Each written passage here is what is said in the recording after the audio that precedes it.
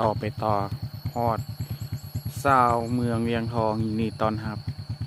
เข้าสู่ตัวเมืองเวียงทองแล้วลุยกันต่อไปทางเวียงทอง go go go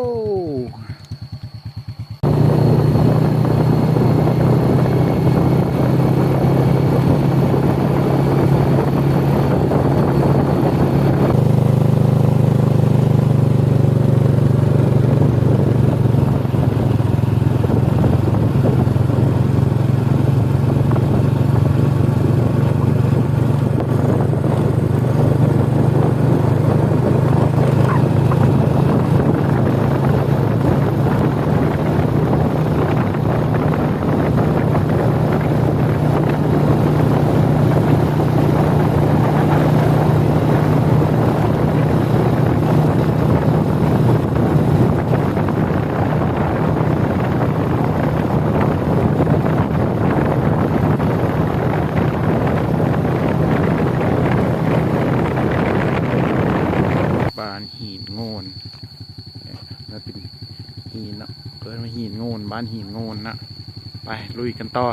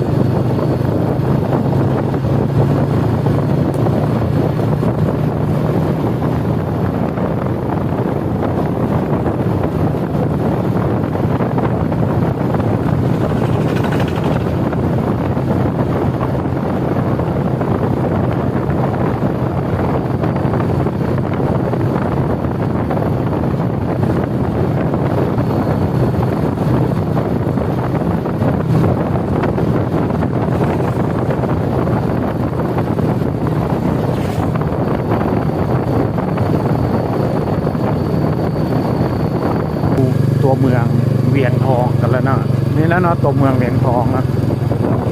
ลุยกันต่อมานี่พอดแล้วตัวเมืองเวียงทอง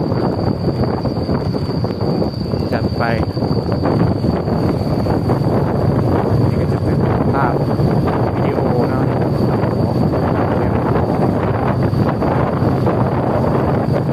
ความเจริญนะ